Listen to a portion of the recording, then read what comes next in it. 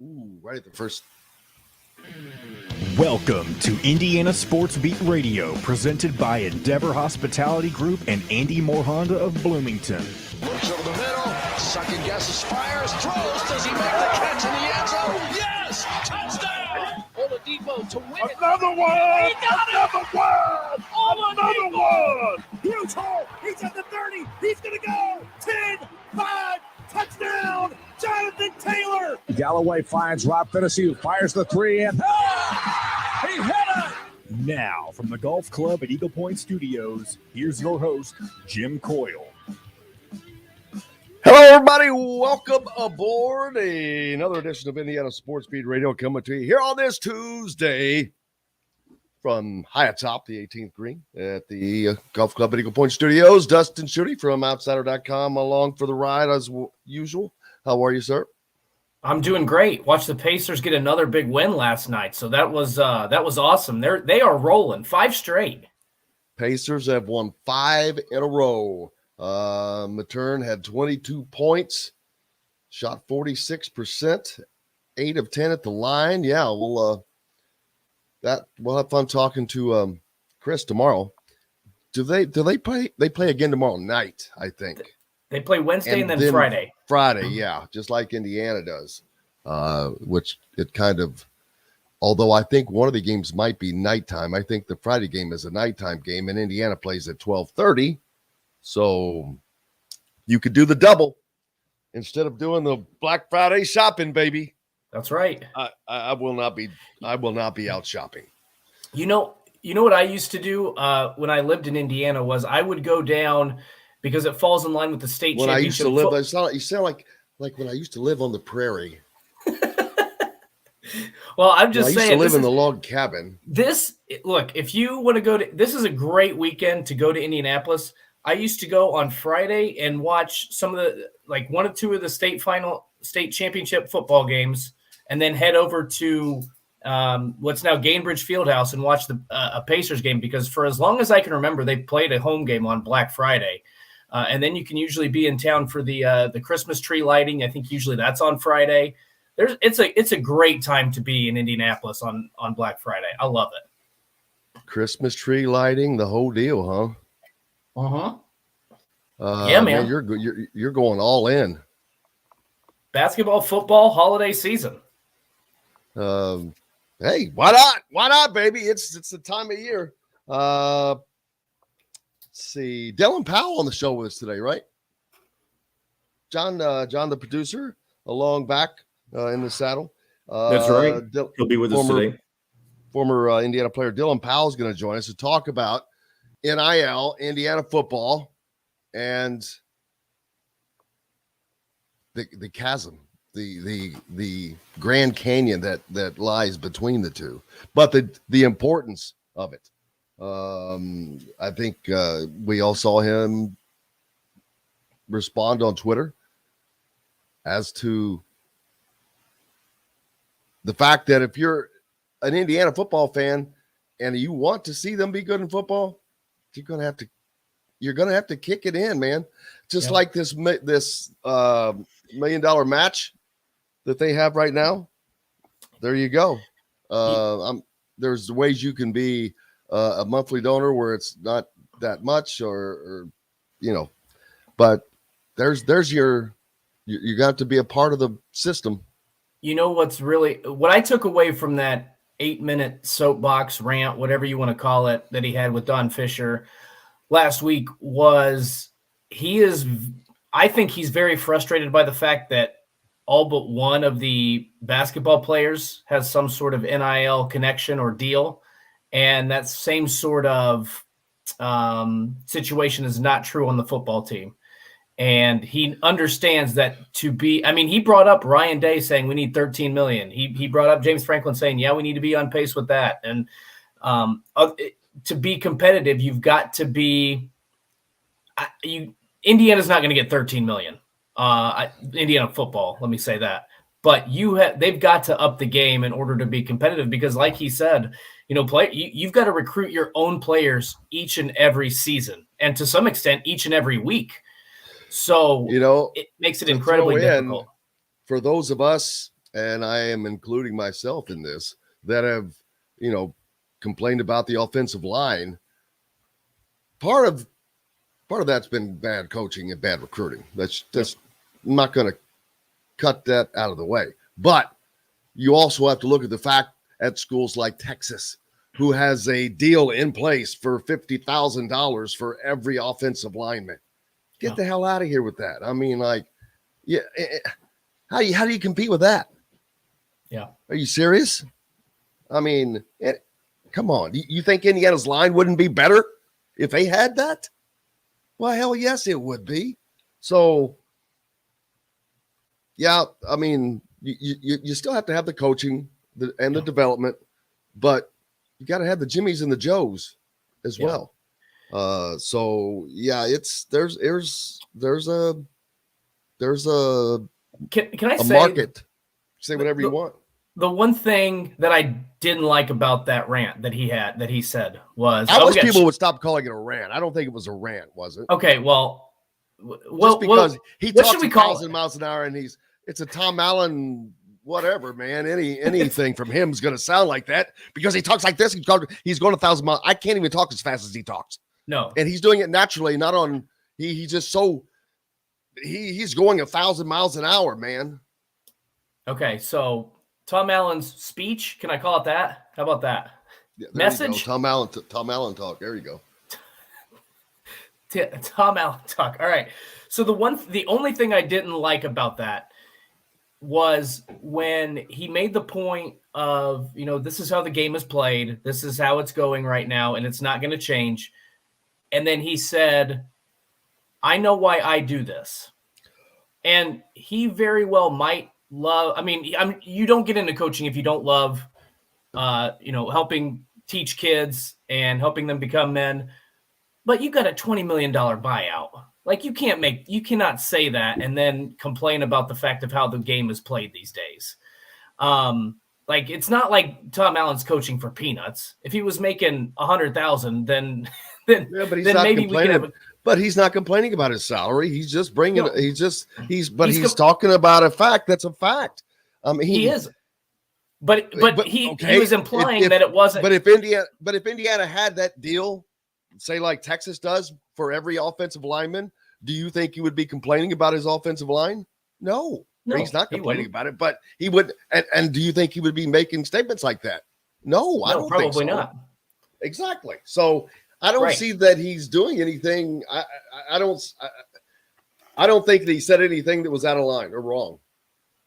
Well, that was my only takeaway was it was implying that I wish that this wasn't the case. And I understand that. I understand that completely. I think the biggest issue is that there's no parameters. There's no guardrails on this whole NIL stuff. So it's not supposed to be used for recruiting. Coaches aren't supposed to be able to, say what you can make or, offer any deals, which makes it incredibly difficult because that stuff's happening. There's no way to monitor what's being said really.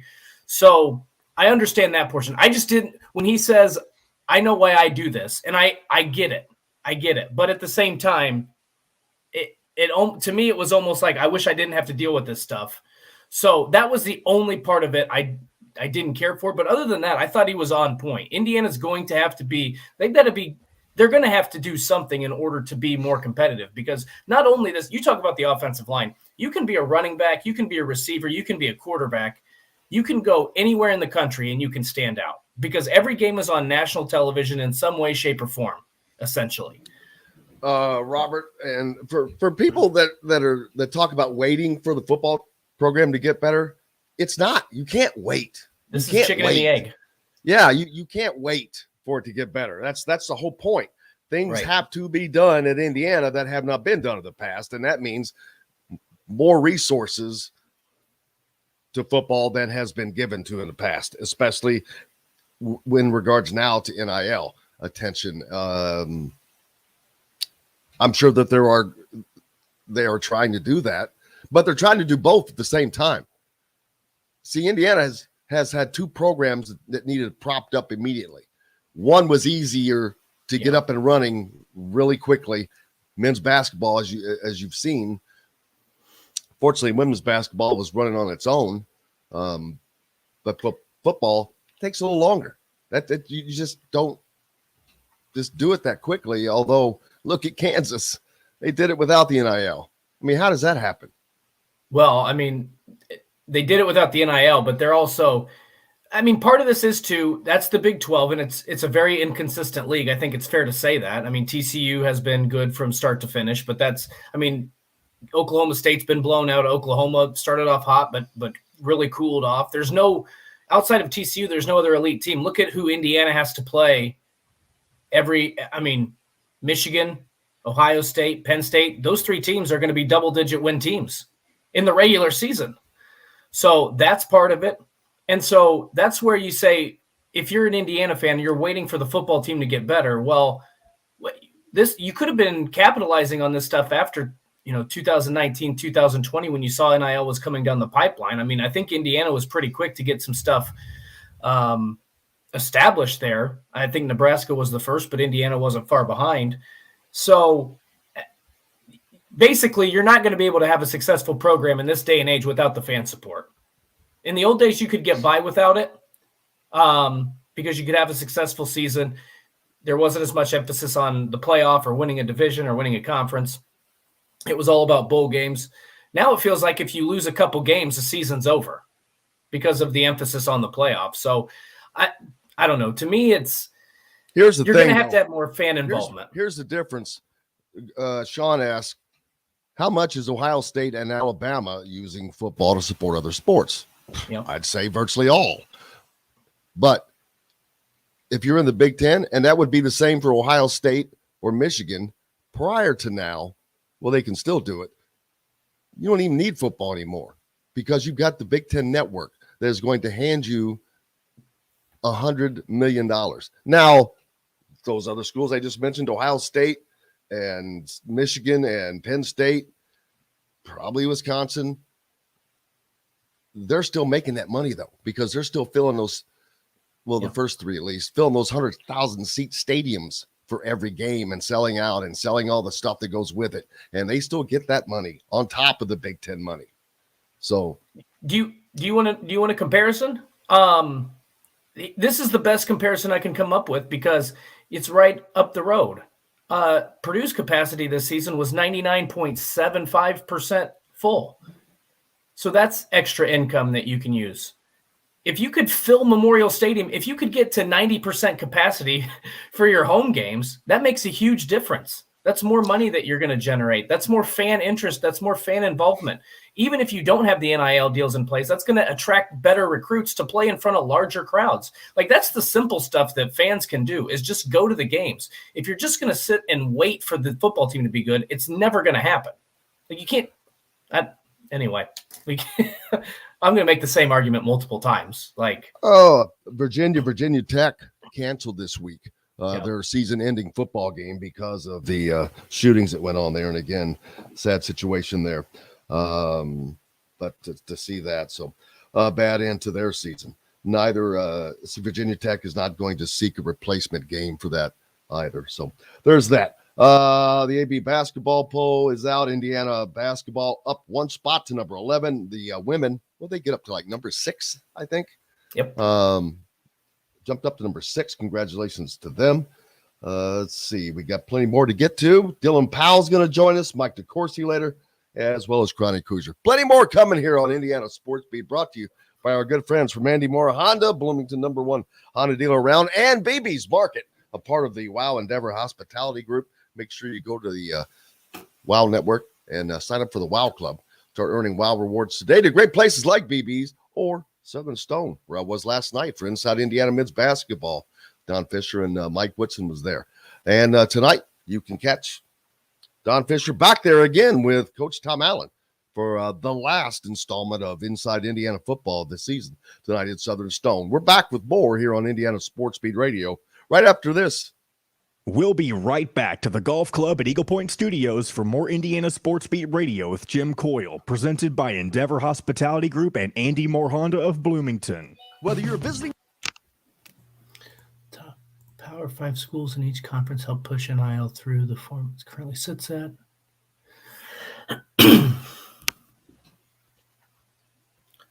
I don't.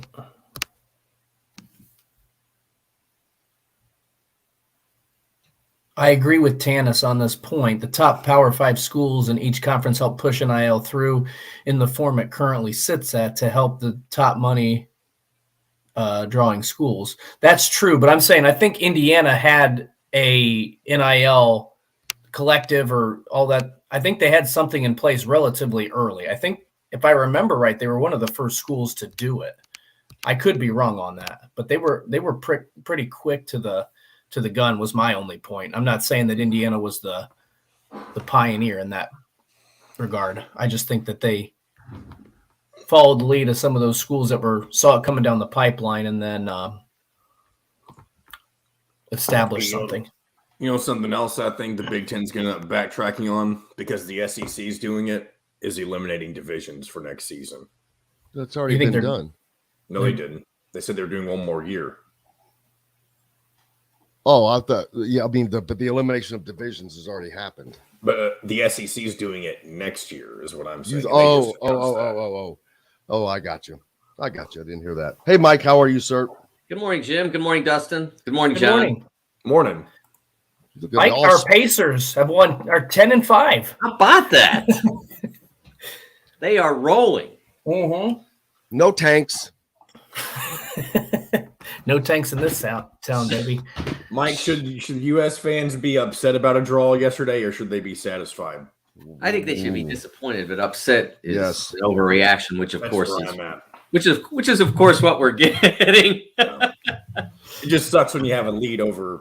Not like Wales is a great team, but against somebody like Gareth Bale is kind of. I don't care who it is. When you got a lead, that you give up. That hurts. Period. Ooh. It does. It hurt for sure. I mean, they were 10 minutes away. Gosh, dang. It was a nice goal though by Mr. Tim Weah and that assist. It wasn't.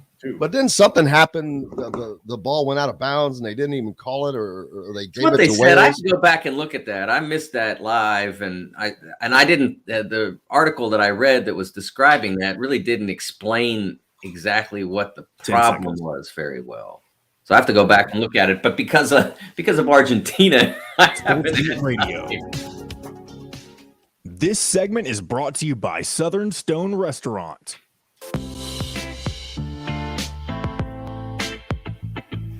Now back to the golf club at Eagle Point Studios for more Indiana Sports Beat Radio with Jim Coyle, presented by Endeavor Hospitality Group and Andy Moore Honda of Bloomington.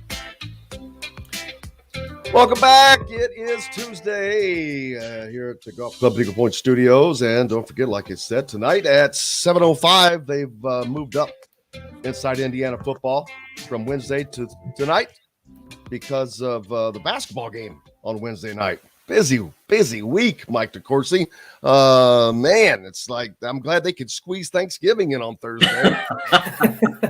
I swear. Oh, you don't know the half of it, Jim. Oh my gosh, I'm telling you, man. I was like, wow, the schedule's been rough these last couple of weeks, which I shouldn't complain, but I still do. How are you doing? I'm hanging on. This is the third day of the World Cup, and I'm already frazzled. So yeah, is that because of frustration or because of the late nights? Well, I mean, things like Argentina losing, and shocker, a game that began at 5 a.m. Eastern time, and that everyone thought, okay, Argentina wins easy. No, rudimentary coverage because nobody's going to care because they're going to win easy, and then they lose. And then it's a big deal. And so that easy morning that one had imagined is gone. It is no more. Argentina losing to Saudi Arabia, which was, I looked it up this morning, a 505-1 shot to win the World Cup. And the only reason they put it at 505 is in the off chance that you put your $10 down on that and it hits. They only have to pay you $50,000 instead of what it probably is worth, which is about $2 million. I mean, because Argentina is not winning the World Cup, but that just shows you how absolutely unbalanced this game was on paper. But Saudi Arabia, they just played a perfect game. They executed a high defensive line that caused Argentina to jump offside 10 times in the game, 10 whole times. including 3 goals that were wiped out. 2 of them obvious, flagged by the official. One that was really close, and it was caught by video review. And I have a problem with it because it was a perfect goal. I mean, in every other World Cup we ever had, it had been a goal, and it's just, I'm not a fan of what's happened to sports with video review. Do you celebrate? I mean, the goal stood on the board for a minute. They'd already gotten done with their touchdown dance and the whole thing. And then, oh, by the way, that didn't happen. Well, I mean, like, that's what sports are now. I talk about this all the time. In 2008, when the Steelers won the Super Bowl, each of their touchdowns, I did not know whether to celebrate because everyone was close enough that it had to be reviewed. I mean, sometimes you throw the ball to the guy in the middle of the end zone, he catches it, it's a touchdown. No flags, it's a touchdown, period. End of story. But in that game, I mean, it was like you used to get excited when your team scored, and now you're like, oh my gosh, where's the offside flag? Or is this going to get it's just not as much fun as it used to be. Is it worth it? I completely agree with this take. And by the way, this is the question I have. Maybe, Mike, you can add some knowledge to this because I legitimately don't know how was tennis able to figure out, like they break out some sort of Wii machine and it's a digital and they get it spot on where the ball is. It's no delay. It's like it takes 10 seconds to see if it was in or out. Is there not that same sort of technology? Like, was there something in the tennis ball? I have no idea how that actually worked and why you can't have something very similar in these other sports that make it, like you said, if you're going to review it, make it so it's 5 to 10 seconds, not this 4-minute, situation. Right. I mean, I was not aware as I began watching the U.S. Open that was in place. And after about 3 matches, I'm like, 1, I have not heard a single complaint to the referee. And 2, I've not seen a single player point up for the review. So I had no idea. I mean, every now and then they would show how close a ball came or how it hit the line or didn't or whatever. They would show it to you as a viewer, but you never saw the player because this was the symbol. They would raise their index finger or whatever and point up to the sky. I want to challenge that ruling. And then you'd see the video review, the computer review, and that had been in place for more than a decade. And that we didn't see any of that this year. But so I wasn't even aware that was in place until 3rd, 4th, 5th match I watched. And then it really works well. And I know that we could do that in football. It wouldn't be hard at all. Get rid of the chains. And, I don't know why they don't do that now. Because the people carrying the chains are like grandfathered in. I mean, come on. Give them a field pass if it's so important and let them stand there. Right. And how modern by a running back going out of bounds. You know how modern it makes the game look when you've got 2 aluminum poles and 2 old guys with a piece of chain between them. Come on, that makes the game look so modern. There is no doubt that they could do the same thing in football that they do in tennis, but they don't, and I don't know why they don't. I've always wondered when I was all the way back to when I was in high school playing. I'm like, really? That's the best that they could come up with. I remember all the way back then. I'm like, I remember thinking, damn, that's the best we got. I mean, and now it's, a couple of years later and it's still the best we got. And I'm like going, really? That's just like, how long did we go in football without having a daggone camera on the end zone, on the line? It would always be, well, we don't have a view from right down the line. I'm like, why? Why don't you have a view? There are still telecasts that don't, Jim. It drives me nuts. I'm like, well, you all got cameras in places that should never have a camera. They're on cars. They're everywhere. But you can't put one down the daggone goal line in a football game? Come on. Drives me nuts. Well, for me, if it were up to me, I would eliminate, like if I were king of all sports, I would eliminate all replay review. I would get rid of it and just say look, refs make bad calls all the time. And refs make way more right calls than they make bad calls. But if the bad call happens on a foul, can't be reviewed. So why would you then review other things that take our time and ruin our joy and all the rest? How many big time moments if we went back in the annals of sports, how many big time games or big time moments would be forever changed because of review? I mean, I don't have anything specific in my head, but I guarantee you, if I put the time in the research, we're going to find some pretty easily and probably some pretty big ones that shouldn't have happened. Well, I can go in reverse. Don Dickinger, the play in the baseball playoffs that time where he was like safe by 18 feet. But other than that, I don't have anything in mind. But that's one right there though, because that was in the World Series, wasn't it? Yeah. There was the famous play. Can't remember the pitcher's name for the Tigers who lost a perfect game, right? Yeah, on a bad call. Yes. So that's why they have it because things like that have happened. But then you have moments like in the Virginia Texas Tech game where they held up the game for like 7 minutes to see if the ball rolled off the player's finger. That drives me crazy, man. It's ridiculous. Yeah, I agree. I agree. We've played 10 million basketball games since Dr. Naismith. And in every game except 3 or whatever, that ball was off the player who knocked it out of bounds. But now how much time do people have added on to games? I mean, they go back and as soon as the ball is going through the net, boom, stop the clock. I'm like, man, can you imagine 10 years ago what it was like? You probably lost another 5 seconds or more.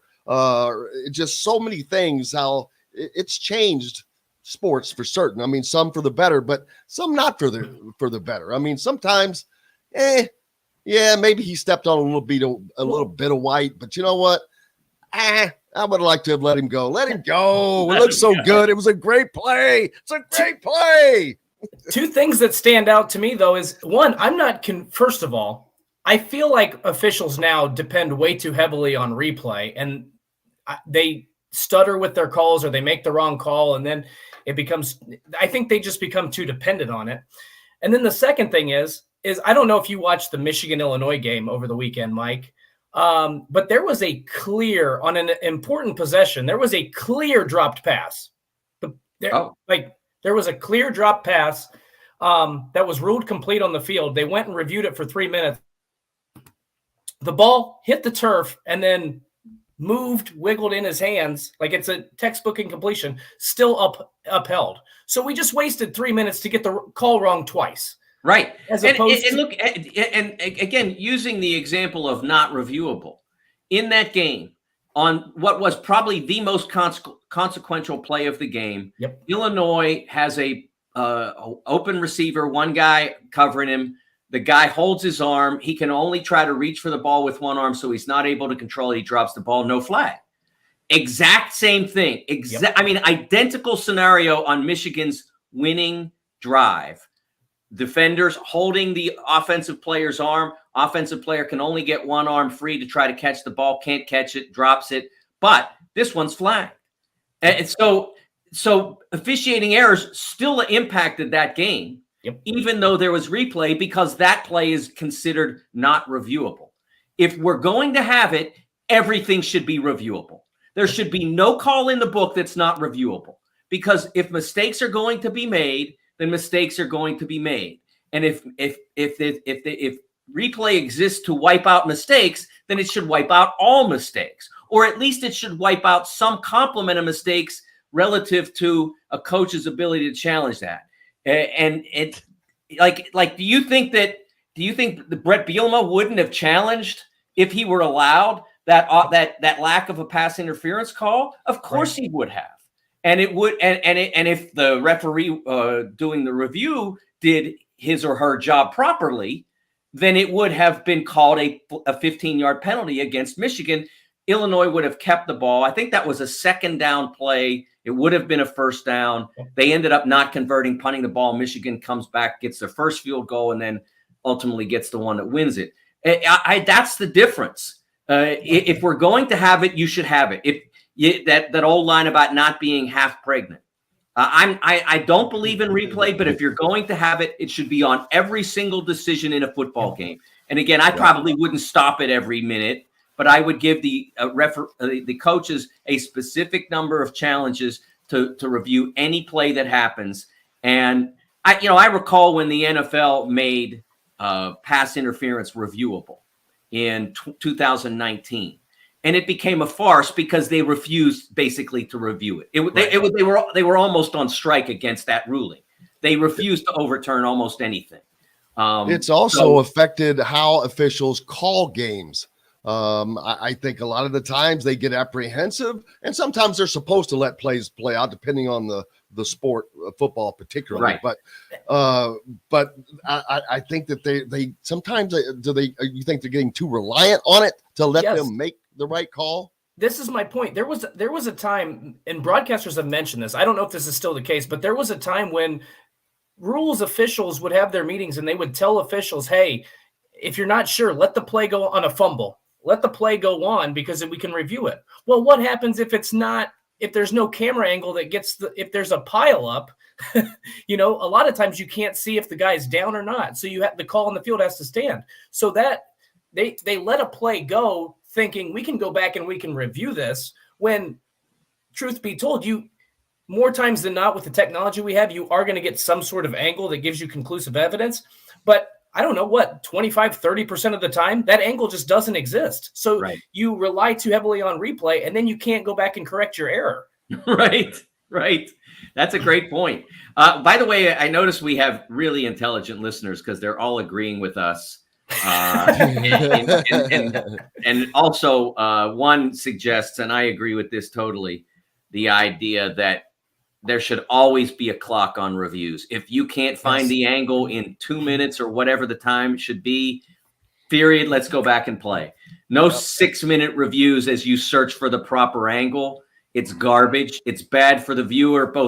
It's especially bad in those circumstances. When I was at Bankers Life last Tuesday, for the Champions Classic, on the vast majority of plays, especially in Kentucky, Michigan State, they didn't show. There's that huge video board, Dustin. It's like as big as my house, and no replays on that review board. It's ridiculous. Those people paid hundreds of dollars to be in the building, and they can't see what's being decided. That's my other rule. Every single game that has a replay and that has the video technology within the arena or stadium to see it, it's mandatory, 100% mandatory that gets shown, because there's no circumstance ever in which a paying customer should get less of an understanding of what's transpiring in the competition than the people watching at home. That's a disgrace. Anybody that allows that to go on should be ashamed, and it should be against the rules. That's a great point. I never even really thought of it that way, to be honest with you, but that is a great point, because these people took the time to come out, to pay their money to go see the event at your place and spend money at your concessions. So put it up on the board so they can see it, man. That's a great point. Mike DeCourcy from the Sporting News and Big Ten Network with us right now. We got lots more coming up here on Indiana Sports Beat, and we're back with it right after this, brought to you by our good friends from Go Team, a part of the Wow Network. Make sure you go sign up for the Wow Club, start earning Wow rewards today. We're back with more right after this. We'll be right back to the Golf Club at Eagle Point Studios for more Indiana Sports Beat Radio with Jim Coyle, presented by Endeavor Hospitality Group and Andy Moore Honda of Bloomington. Golfers, here's a When I covered the Big Ten, this is hilarious that Mike brought that up, because when I covered the Big Ten exclusively, I made friends with a lot of people from different fan bases, and they would be at the game, and a lot of times they would text me during a review and be like, "Is that going to be our ball, or is it the first?" Because it would take 8 minutes, and they would shoot me a quick text, and I'm like, "That's probably going to be Iowa ball or whatever." And I know some stadiums do it, but I forgot about that aspect until you brought it up. That's a great point. 6 big teams ranks. Man, they started the season with 3.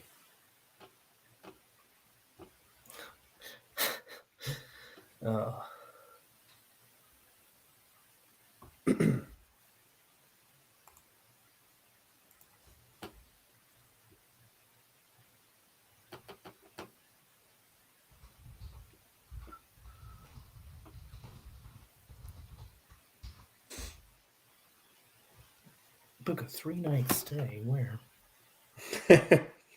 I saw this thing the other day. John's Frontier house. Airlines is offering a what happened, Jim? I said at John's house. Frontier Airlines is offering you can buy this as like a season pass for the year where you can go on as many flights as you want for one price. What was that one price? I don't remember. So it wasn't $1 horrible. It depends on how much you fly. million. No, it wasn't that. It wasn't. I wish I knew off the top of my head. Have y'all ever flown Frontier though? Oh, I have a great Frontier story. My wife and I, So it can't be worse. my wife and I flew to Raleigh. We have family in Raleigh in July, and so we fly down, and it was cheaper and it was direct. Okay, Yeah. so and there's no other direct to Raleigh, so we take the flight. You start out with that low fare, and then you keep adding like, oh, you want to take a toothbrush? Okay, Yeah. I'm exaggerating, but there are fees for just about every bag you want to 30 take. seconds. So on the way back, our flight was canceled, and they had no other flight till like Wednesday or so. So we get to the airport, and there's a flight to Cincinnati that's leaving around the same time.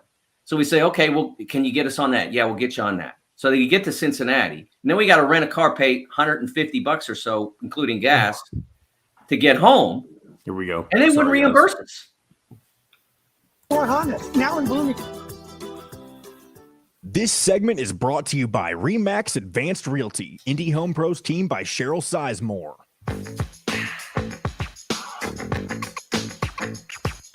Now back to the Golf Club at Eagle Point Studios for more Indiana Sports Beat Radio with Jim Coyle, presented by Endeavor Hospitality Group and Andy Moore Honda of Bloomington. How's your Tuesday going? Jim Coyle with you as always. Dustin Schutte as well from Outsider.com. And we got Mike DeCourcy from the Sporting News and Big Ten Network. 6 Big Ten teams. Before I get to that, what was bigger shocker, Mike? Saudi Arabia knocking off Argentina or Indiana beating Michigan State after giving up 24 unanswered points in the second half? Well, I'm still. I can tell you which one was for me. Saudi Arabia was down 1-0 after like 7 minutes because they gave up a penalty and Lionel Messi converted. Saudi Arabia also gave up like 3 other times. They gave up goals, but they were all ruled offside. So I'm going to go with that one. But I know which one impacted your life more, and I know which one impacted my life more. Because I spent the 2 hours prior to coming on this show writing that up when I would have been like doing a 15-minute tweak on a Lionel Messi call that I have ready to go. So don't you hate it when you got something ready that's already written and then life doesn't match up with that? It doesn't go that way. Yeah, I just couldn't. I can't get over the shock of Indiana winning that game. And I've talked about it, even the pressers yesterday. I personally am still just so shocked because of the situation, because, they've lost 7 straight. They're on the road. It's halftime. They've given up 24 unanswered points. They're down like they've been down for the last 7 weeks. It's cold as all get out. Mel Tucker could hardly talk during his halftime interview. It was so cold. And they go and do what they did. And I'm like, this is just not really happening. Is that a tactic now for Indiana against Michigan teams? Just absolutely stink out the first half, play the worst you can possibly play, and then come out and just completely reverse in the second half? Because there's 2 in a row now. Don't forget. Same thing happened in the Big Ten tournament, got the Hoosiers into the NCAAs. Yeah. They were as awful could be in that Big Ten tournament game. And then they talked at halftime, said, we can still win this, came out and did it. So that may be a thing. Who knows? Yeah, we mentioned the great weekend Indiana University had as a whole with the men's basketball game winning on the road at Xavier. Then they got another win over Miami. The women's team won. They're 5-0, number 6 this week in the top 10. The soccer team moved forward in the NCAA. The wrestling team beat number 23 Princeton. And let's see and football. I guess I said that. I think I've named everybody that did something. The volleyball team knocked off number 5 Ohio State and Columbus. Wow. So it was like, wow. So just a great weekend. But now basketball, it's back at us hard and heavy. Indiana is on the court again Wednesday and Friday. Their last final 2 tune-ups before the big bad Tar Heels come to town. The Big Ten started out with just 3 teams in the top 25, Mike. Now there are 6, and someone pointed out there are 9 in the top 35. It's like all of a sudden you win a few games, and what have you done for me now? How you like me now? It is amazing what they've done so far this year, so far this season. The success the Big Ten teams are having. I expected that this would be a better Big Ten than its reputation would be. That when I was seeing, I think Sporting News had 4 to 5 in our top 25. I knew that that it was going to be better than being suspected. I thought that the line would be drawn though around 7. That there would be 7 really solid teams, 7 teams that would get to the tournament out of maybe 8 that would be in contention. I think we're bigger than that. Now Maryland has just blown me away. What Kevin Willard has done there in one preseason is way beyond what I thought was possible. And their recruiting classes and their recruiting is what he has coming in. Man, he's got some players coming too. He has completely changed a culture that had been for the better part of a decade. And we're okay. I mean, that was kind of Maryland basketball, right? We're okay. I mean, that it should have been on the side of the Xfinity Center. We're okay. But last week they're coming out and they're tearing the throats out of really good teams. What they did to St. Louis was way beyond what I would have expected.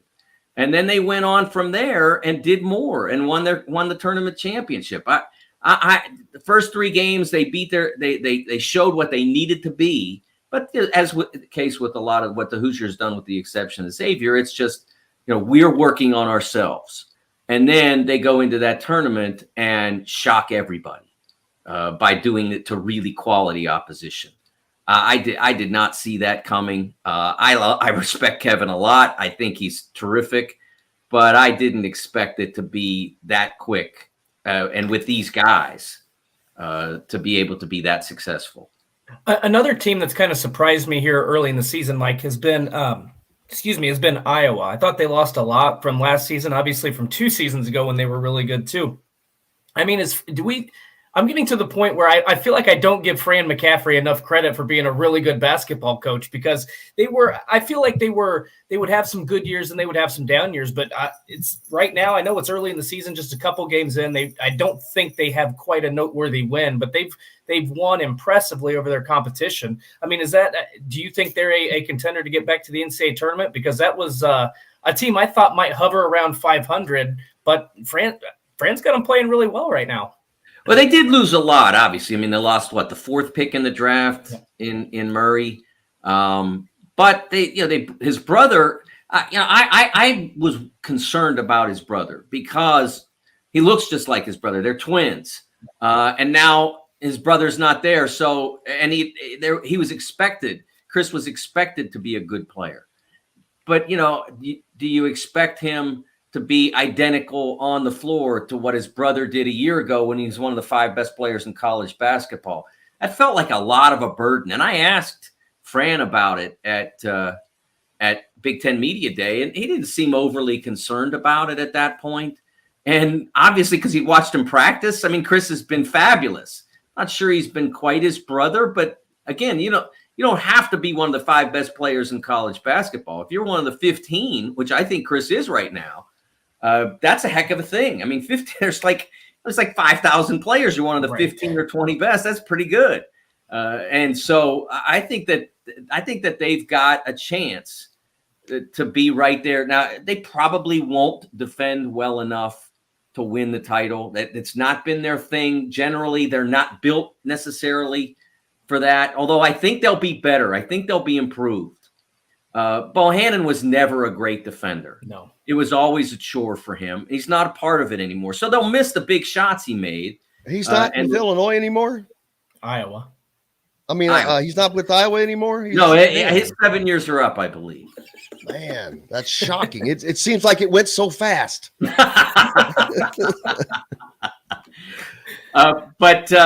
So they'll. I think they have a chance. I think they're built to be better defensively than they've been, but built well enough defensively to win a league that's still going to be strong. I'm not sure, but I think they're on a good track to be a tournament team, and they don't have a great win, but winning on the road at Seton Hall, fairly impressive. They still, they'll eventually play some of the teams in the ACC. Excuse me, they play Clemson, Georgia Tech, and then they'll get Duke.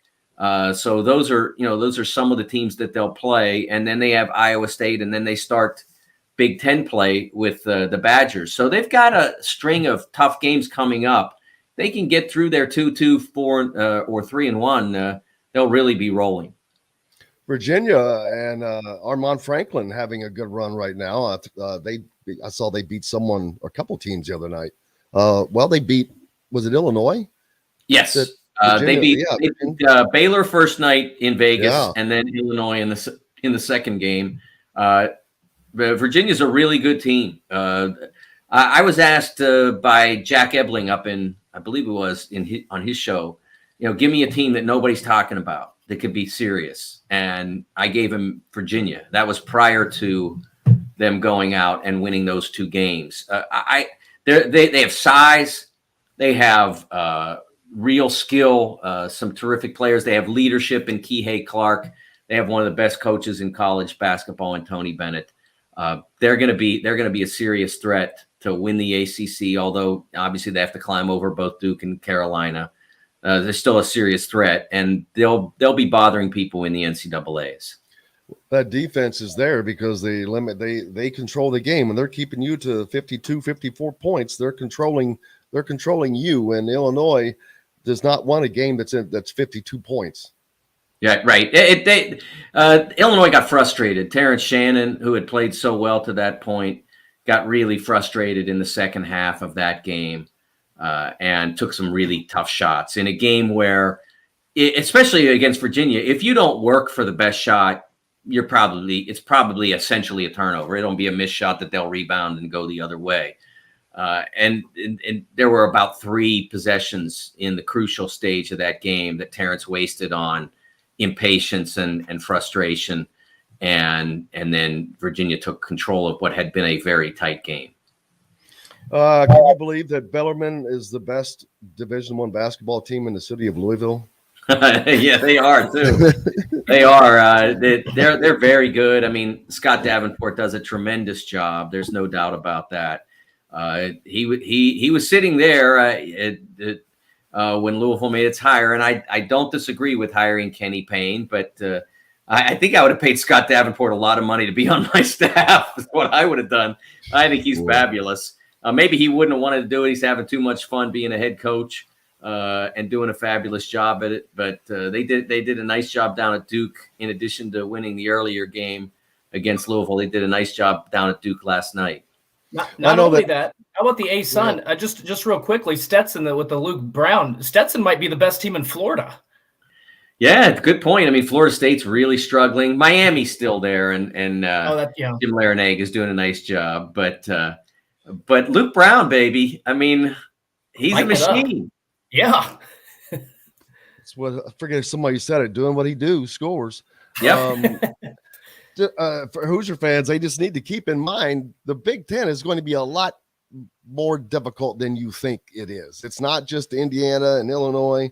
There are several good teams, and then there are several Big Ten teams, and then there may be a couple of that you can probably, I don't want to say take your mind off of them completely, but relax a little bit. You should never relax. I'm not saying that.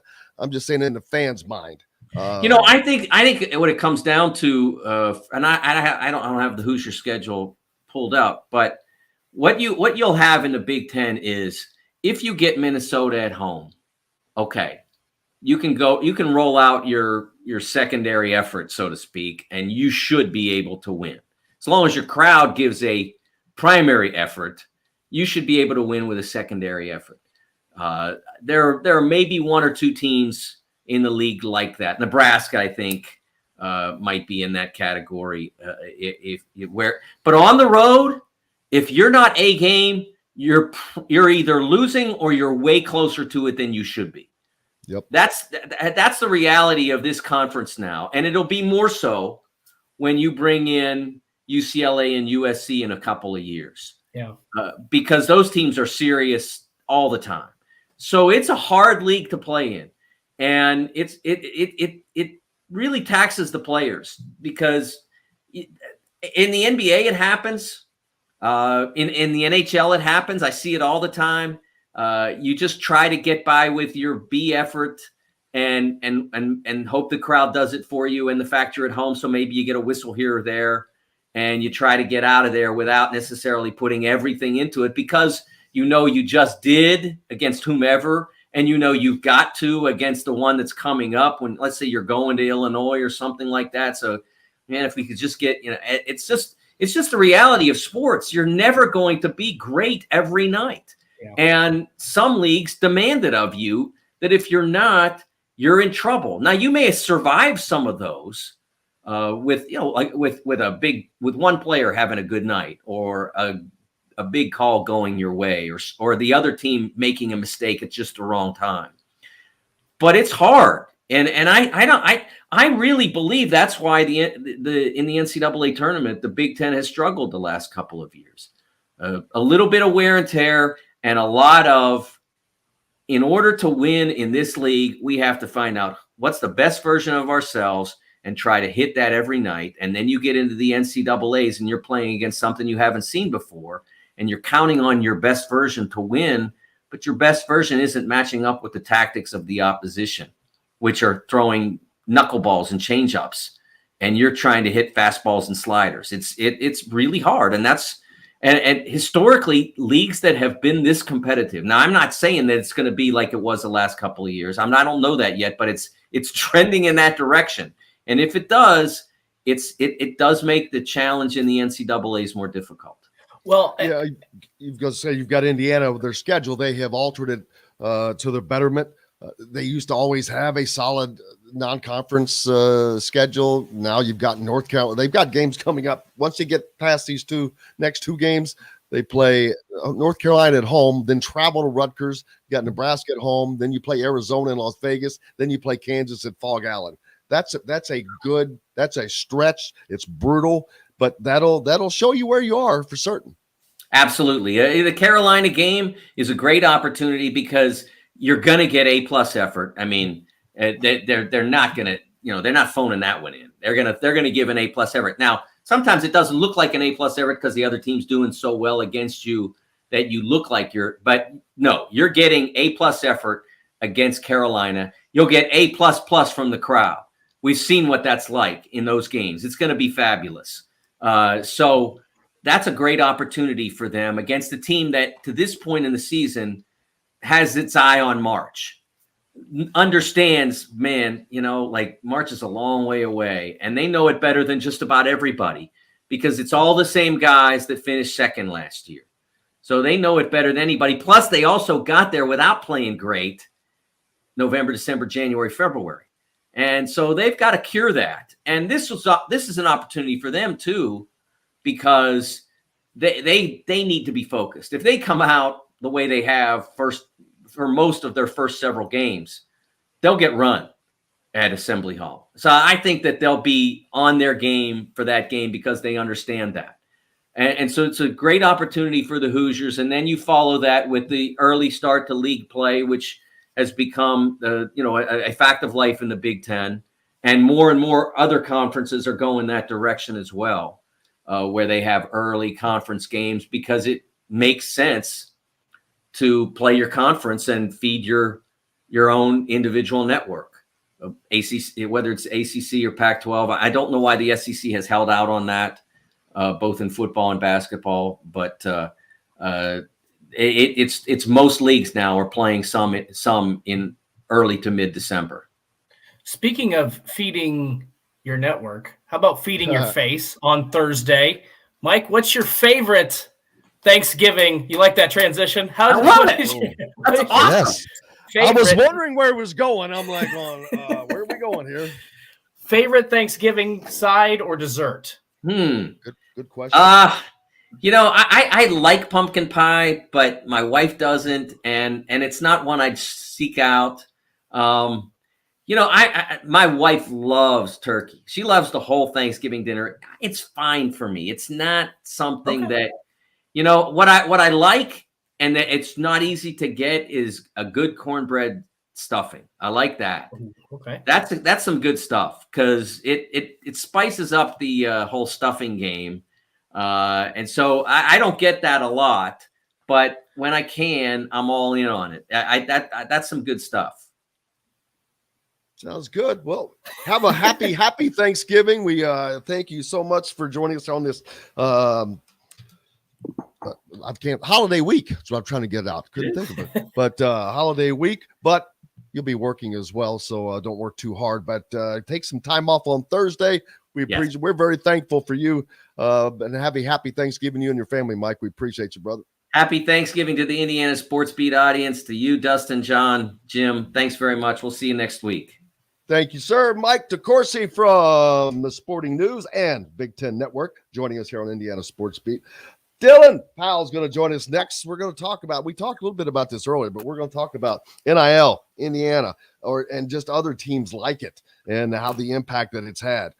Coming back right after this, brought to you by our good friends. If you're in the market for a home in the Indianapolis area, make sure you reach out to Cheryl Sizemore from Remax Realty.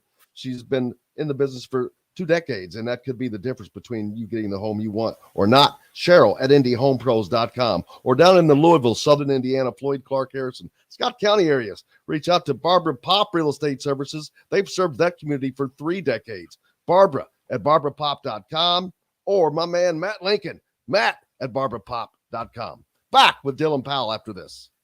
We'll be right back to the Golf Club at Eagle Point Studios for more Indiana Sports Beat Radio with Jim Coyle, presented by Endeavor Hospitality Group and Andy Moore Honda of Bloomington. Andy Moore Honda. Man, it would help if I could remember to do that one first. Hello, Dylan. How are you, brother? I'm good. How y'all doing this morning? Good, man. Are good. You Hey, Dylan, could you turn your phone sideways if you don't mind? There you go. Thank you so much. Looks like you're on the big screen now, man. Hey, Dylan, I got to ask you a quick question, and if I'm wrong, please forgive me. But are you the player that, after the Wisconsin game, was over Tom Allen's shoulder saying "play for this man," or was that somebody else? I was the first one. Okay, that's what I thought. Well, that thing went viral. That did. I was not expecting that to happen either. I just got back. Boom. As soon as I looked at my phone, I was like, holy crap, this thing's really taking off. What are you doing these days, man? Yeah, so I live in St. Louis now. I'm working in tech sales right now. So I started here in August, and so I'm actually at work right now. So it's a pretty relaxed environment. They let me wear all my IU gear all this time. So Nice. How about that win on Saturday, man? I'm still so shocked. When we went down early, shocked. It was tough, but now they fight. I mean, hopefully get this win next week, knock Purdue out of the Big Ten championship, and then hopefully that can propel us into a good offseason with the portal and everything, and see if we can keep the momentum going from the end of the season. All right, any kind of momentum. Here's my question then, Dylan. Would you like to see Nebraska beat Iowa so then Indiana can take Purdue out, or would you rather see Iowa win so then Purdue is these are you should save these for these are good questions, man. You should save these. I don't know if I'm going to get the chance to ask it. I can save it though. I'll save it. I'll let you go an answer. Start. We'll save it. I'm like, ooh, that's good stuff. Better say that. This is not just a hat rack, my friend. Oh, why?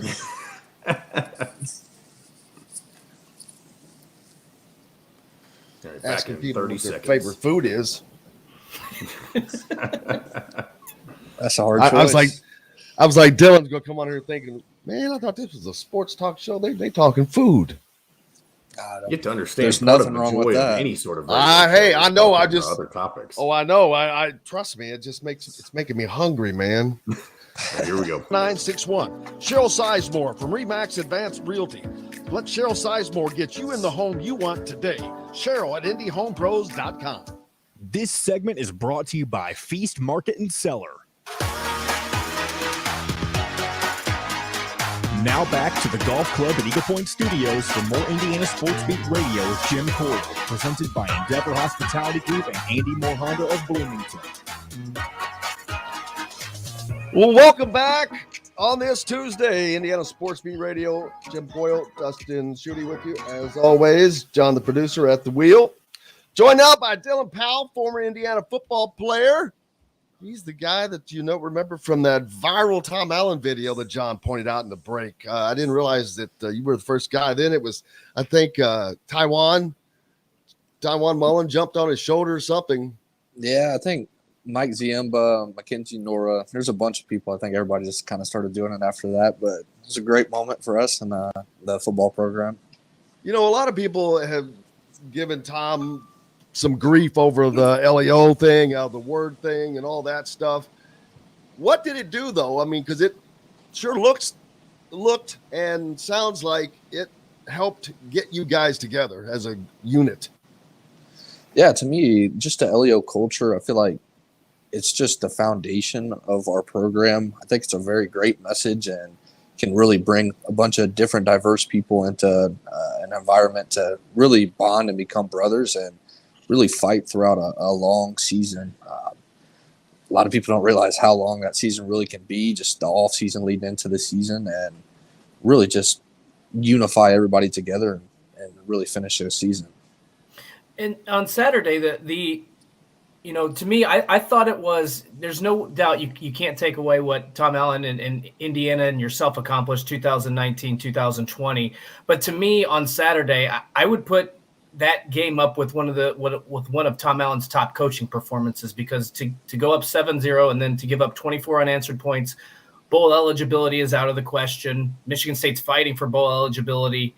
To get the team galvanized at halftime, to fire them back up, to win that game. I think a lot of people kind of wrote Indiana off. We had Don Fisher on. He said head into the locker room, there were a lot of heads down. It didn't look like the team had much confidence. What kind of message does Tom Allen send in that locker room at halftime? I know you weren't in there, obviously, but in those type of situations, what do you envision his message was? And to me, I'm still shocked that they, considering the circumstances, were able to come out. I think it was one of the better wins he's had during his time there, just considering the circumstances. I think the message is we're just going to fight. You're down by 17. The game's not out of hand by any means. I mean, anything could happen. I mean, just my first game there at Penn State, you come back and you beat them in overtime.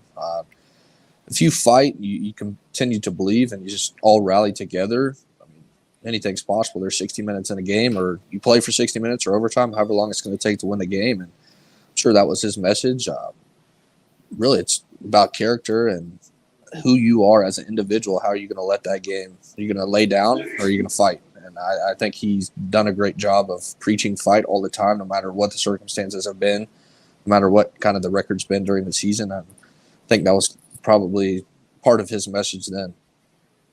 Dylan Powell, former IU football player, with us now. Dylan, NIL is now the driving force. Football is the engine that drives the train in college athletics at most schools, but across the country, it is the sport. For Indiana, that hasn't always been the case. You tweeted out something last week as far relating to NIL, and that I've said this earlier, if people that are IU fans, if you want, you can't sit there and wait for the team just to be good. We talked about Texas has a deal for every freaking lineman that comes there for $50,000. I'm like, you can't compete with that if you don't have anything close to that. So how do you expect to have as good an offensive line as someone that can? And things like that, but that's you're much closer to it than I am. Yeah, and I don't think you could say it any better. I mean, we arguably play in the toughest division in football. Two teams right now fighting for the playoffs. One's trying to crack the top 10. I mean, those guys are probably out there. I mean, Ryan Day said he needs $13 million just to keep his roster intact. That's not even going out and paying new recruits and stuff like that. Pretty sure we only paid $150,000 just to keep our players, just several players. That's nothing to those other schools. I think we were one of the only teams in the Big Ten that didn't have any NIL money going out for the 2021 class. And I mean, if you're not going to get that support from the administration for Coach Allen, if you're not going to get that type of money, it's impossible to compete in the Big Ten East like that. I mean, saw different stats, reading some articles. I think Purdue said they've got $6 or $7 million that they need. Maryland said they need to start with at least $6.5–7 million. So it's like, yeah, the $1 million donation we got is great, but I mean, that's nothing. You're just not going to be able to compete. I think in today's atmosphere, we kind of missed, our administration kind of missed jumping the gun there at the beginning. I mean, we had a bad year in 2021, and I was part of that. So I'd take just as much blame as anybody. Some injuries. I don't think we have necessarily the roster depth to deal with huge injuries. And I think that's when the portal can come in. NIL money for different recruits can come in and help us build that depth, really turn stuff around faster. Because, I mean, even saw an article, I think Day had said $2 million for a top quarterback, $1 million for a good left tackle pass rusher. I mean, and we only have, $1 million total? And this isn't just money for football. This is money for all the athletic programs at Indiana. I mean, yeah, football makes most of the money, but if this money's coming in and everybody's being successful, this will help every student athlete. Well, go ahead. I was going to just comment on this comment from Rudy that says all this to play amateur sports. Well, it's not just that, though, because they're bringing money in. And I think people forget that. There is income coming in that has been generated for years that they didn't get. And that money is just off the charts now. So that's why. Dustin? Well, I was going to say one of the things that I think has got to be very difficult for a coach like Tom Allen, and there's plenty others out there that are going to be battling this, is he talked about, this isn't, like you said, Dylan, this isn't just to get recruits. This is to keep your team. Part of the thing is you can develop a player, get him to know your system, get him to be a leader, and then all of a sudden, if Ohio State or Michigan sees that talent on the field and comes knocking and they've got a spot open, they can offer him $250,000, $300,000. I mean, that's life-changing money to a lot of these kids, obviously. So it's got to be incredibly difficult. And I think what's got to be difficult in my opinion, for Tom Allen is to find that balance between being grateful that, yes, a $1 million donation is a big deal. At the same time, when you look at who we're competing against, we need 10 times that much money to be competitive in this league. I mean, I do not envy right now being in the position of like a Tom Allen, a Greg Schiano, some of those sort of guys that are at these, they're playing in a tough division, and yet they aren't getting quite the same support as these other programs. Yeah, and I think that's a major point. I mean, even the Group of Five schools are getting some things. I saw Cincinnati players are getting every single Cincinnati player is getting $25,000.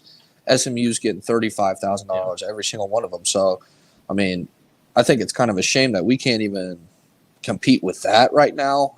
Like I said, I think it's a lot of lack of preparation of this is going to be the landscape of college football. We need to have stuff like this, but it feels like we're kind of years behind. But like I said, I think you could turn stuff around faster if you get that money in through the portal. You can go get bigger guys. You can build a roster depth to withstand some different injuries and stuff like that. So, I mean, I think that's on the administration to do. I think Coach Allen's doing everything he can to try to get that in, but they have to show him that support. I mean, heck, from what I've seen, the second or third winningest coach in IU history, the best one since Mallory, and not getting that support, getting a ton of fire after these last 2 years. It's not like the history of Indiana football has been great. So hopefully we didn't miss that chance after those two big seasons to go out and continue to build and get the necessary stuff with facilities and stuff like that. Speak of that, Sean asked Dylan, beyond NIL, how much are facilities hurting the current state of this program? Yeah, I would say that's a major thing. I mean, our indoor's not very good. It's pretty old. I mean, they need to paint that thing. Just paint it white and put some lights in there, man. Honestly, my personal belief, I believe that could lead to some of the injuries that are happening just with the playing surface in there. I think there's some weight room things that were up in the air of some different kind of renovations there that kind of fell through after we didn't necessarily have a great season. And that, to me, that's kind of questioning the administration as well. But I would venture to say as well, we're probably one of the only Big Ten schools that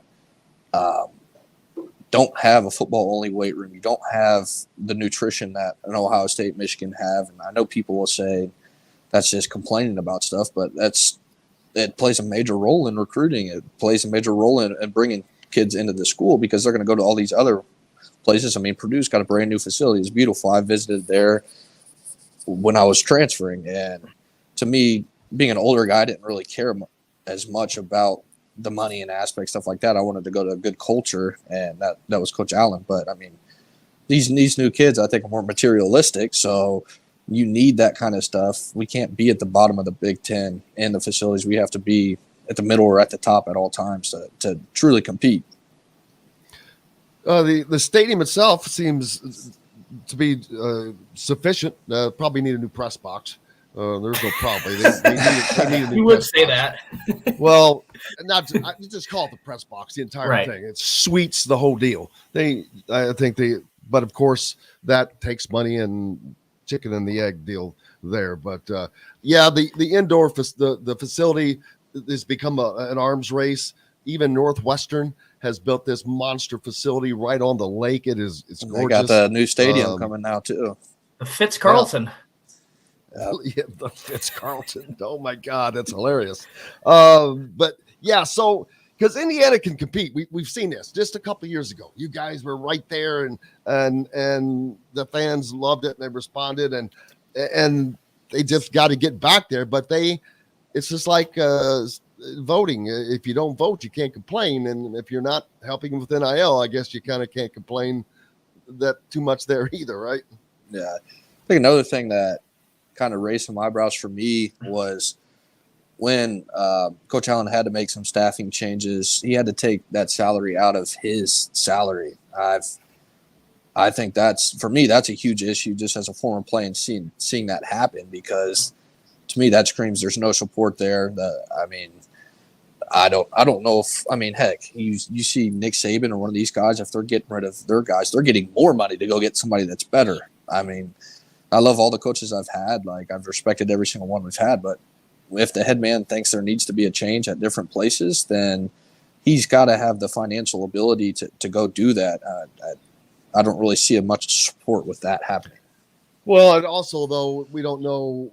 I don't know what went on there. Was there, Tom Allen said, no, I want him to stay, and or who knows what that contract situation was. I definitely don't know. I understand what you're saying and agree to a degree. It depends on who's making the decision on making that. If that's his hire and his suggested amount, then he has to bite the bullet on that a little bit when it doesn't go right, I think. But other schools are doing it, though, that can't. They can afford it. They've got money to burn. What about former, especially, I know there's not a ton of them, but former pro players, getting those guys to kind of get involved in the NIL through some giving and, more importantly, their voice. That does more than anything is those guys asking for it, I think. Personally, I would think that, but I would try to do that. But I don't see Indiana really using their players in that way on the football side. Yeah, I think that's a great start to building a really good collective that could be helpful.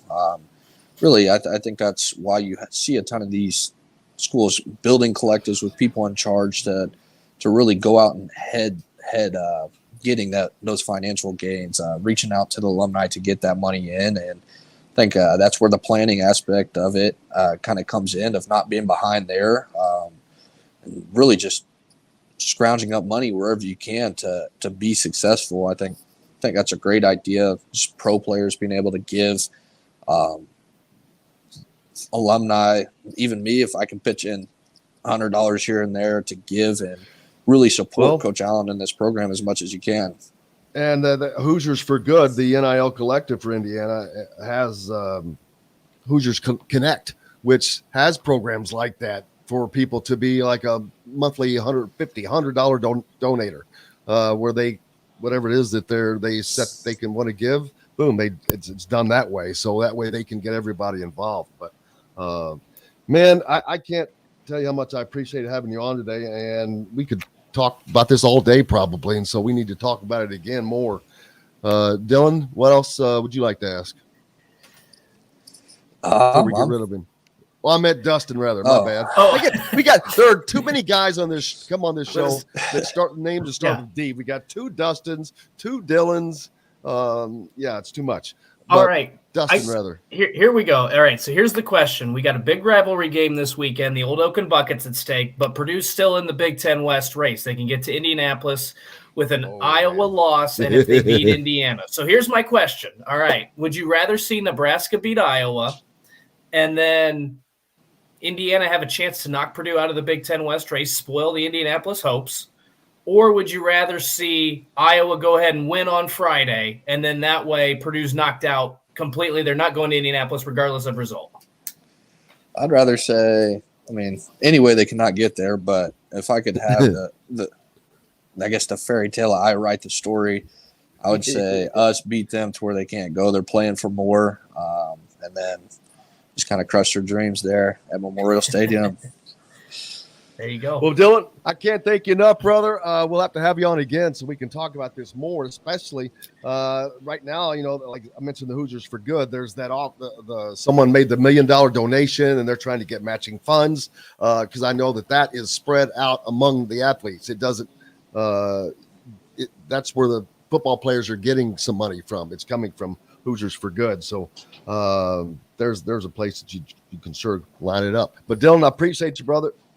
Yes, sir. I appreciate y'all having me on. You betcha. Dylan Powell, former Hoosier football player, joining us here today on Indiana Sports Beat. We got much more coming up. Chronic Hoosier joins us next, right after this. Brought to you by our good friends at Metalworks Brewing Company, the site of the old function, just off the square on 6th Street. They believe in the great metal crafting, craft beer, and community service. We're back with more right after this. We'll be right back to the golf club at Eagle Point Studios for more Indiana Sports Beat Radio with Jim Coyle, presented by Endeavor Hospitality Group and Andy Moore Honda of Bloomington. Hey, this is John. Thank you, man. I appreciate you, brother. Oh, no issue. I'll come on whenever y'all need me. Chronic, say hi to Dylan Powell before he leaves. What up, Dylan? How's it going, man? I'm good. How you doing this morning? I love your fairy tale ending idea. Shit all over those dreams. That's literally awesome. This, especially in a year like this, that is absolutely the way you want to go into the off season. I agree. I was telling them, I said he couldn't find more momentum for hopefully those recruiting stuff we have going on is end with 2 big wins and start building for next year. And that 3rd Big Ten win is everything. That's the one salvation in my estimation. I'd love to know your opinion. Bucket game on Thanksgiving weekend. For it or against it? I'm for it. I only got to play in one, and it was awesome. Wish we could have played that COVID year, but I love it. It kind of sucks with the fans, but also bring the students back early for it. I saw this. Yeah, that's the challenge. Is it's always, and it's not just the students. I focus a lot on that because they're obviously gone. And you don't get that group, that mass like you normally see during the regular season. But even for fans and alums, just with the obligations of the holidays and whatnot, I had said something about it yesterday, and I got a lot of blowback. I got a lot of support too. People forget. This has not always been the case. Rivalry week is not some grand tradition that's existed in college football for millennia. ESPN. No, literally, it's just a marketing ploy to get everybody's eyeballs in front of the TV, on a weekend when a lot of people are off. Yeah. And it just kind of got slotted there. And don't get me wrong, it's phenomenal television all weekend long. It's just one of those things where you don't generally get, and it's not to say it's impossible. I remember 07, I was there. You just don't generally get the type of crowd that I feel like the game deserves because of the scheduling conflict. All that said, though, it does set up the opportunity to totally shit on their dreams and ruin their, ruin their season. That's what I was going to say. Could create the rivalry for some because just stuff like that, just more storylines in it. But yeah, I appreciate that was all the juice in 07. It was, whoever won was going bowling. The loser stayed home. Yeah, absolutely. All right, here we go. Dylan. Starting as All early right, thank as y'all. up to 10 a.m. with 1 week in advance tee time bookings. You just cover your card fees. Now, there is a limited number of memberships available, so go to eaglepoint.com right now and get yours today. This segment is brought to you by Andy Moore Honda of Bloomington.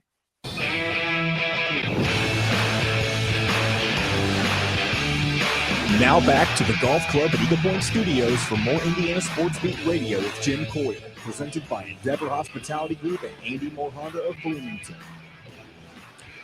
Hey, welcome back on this Tuesday. Looks like the sun's shining, but you can't fool me. It's cold out there, baby. Welcome in Chronic Hoosier, though. He's going to warm things up. How are you, sir? Doing good, man. Glad to be back.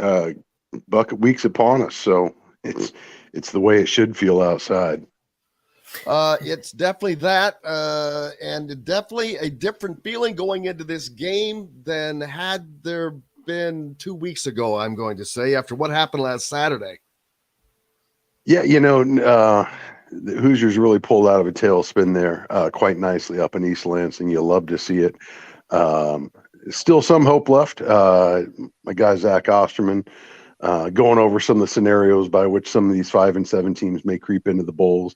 Highly, highly unlikely at this point that IU would find themselves among those ranks, but it's on the table. And, a win against Purdue would only help that cause and their chances. I certainly wouldn't put money on it.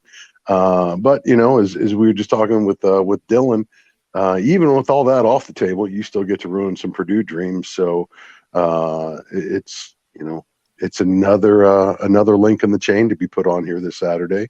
And with the chance to do it at home in Memorial Stadium, I can't think of a better way to send the team into the offseason with a little bit of momentum. And you were talking in the break about whether or not this game should be played. I don't want to stir up controversy on before Thanksgiving, but whether it should be played on the last game of the season. I actually have been for moving this earlier in the year, or maybe doing some sort of sporadic where maybe it's in every other year it's the last game of the season or something along those lines because of the fan interest and Thanksgiving weekend and all that comes along with it. I mean, do you have like an ideal scenario as to when you would schedule this game if you were the Big Ten scheduler of all things football? When would you place this game on the schedule? End of September, beginning of October. Maybe second or third game into the Big Ten season. You've had a chance to iron out some of the wrinkles, get some of the kinks out, shake the rust off. The weather is still idyllic, generally. But most importantly, you have a full student participation in this one. For students who, and let's be honest here. And I did not have the time, the patience, or the energy to respond to a lot of the replies in opposition to my suggestion that we move this off. But, you can kind of dovetail it into the conversation you were just having with Dylan. Indiana does not have a football culture per se, certainly not on par with all these other rivalry games that everybody was pointing to and saying, well, the Egg Bowls played just fine. The Iron Bowls played just fine that week. They never have a problem selling out Ohio, Michigan. Well, no shit. Excuse my language, but no shit. Those are football schools. They've always been football schools. The Buckeyes and the Wolverines are going to pack over 100,000 people into a damn stadium, no matter what the weather is, because that's what they do and that's what they've always done and that's how they've been raised. Anyone who thinks that Indiana is on par with those cultures is quite frankly insane. It's just not the case. And, I absolutely believe the IU-Purdue rivalry is among the greats. It's a fabulous rivalry for those who participate in it. Outwardly, it doesn't have the juice that some of those aforementioned games do. So let's be real about that first and foremost. Secondly, students are what make college football awesome. It's a game played by students. You know, all the goofy stuff you see going on in the stands and all those traditions are generally student driven. It's what makes it so goofy and so awesome in so many different ways. It's what differentiates the college game day experience from the pro experience.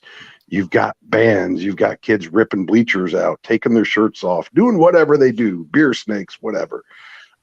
It's just not the same without them being present. I think it's unfair to the kids to put that as part of their season ticket package, knowing full well a large majority of them aren't going to be present or have to, you know, sacrifice their vacation in order to get back. And again, I understand a lot of schools do that. I get different cultures. And most importantly, too, it hasn't always been the case. The rivalry was just as awesome when we played it sporadically throughout the season. You know, this is largely a product of TV executives creating this marketing thing we now know as Rivalry Week. Part of this, too, is, you know, as we've moved to divisions and these mega conferences and expanded schedules, it's just the byproduct that gets spit out at the end of all those processes. All that being said, though, I think it's a game that deserves to be played in front of the students. I think it would be awesome if you didn't have the constraints of the Thanksgiving holidays and all the travel and all the family stuff that can get in the way there. You know, credit to all those that are able to make it year in, year out. I appreciate it. I love it. I wish I could do it every year. This is going to be one of those years I can again. But so be it. I just think it would be better for the two schools, better for the participants, better for the kids if they could find a different week. You know, I was my TED Talk.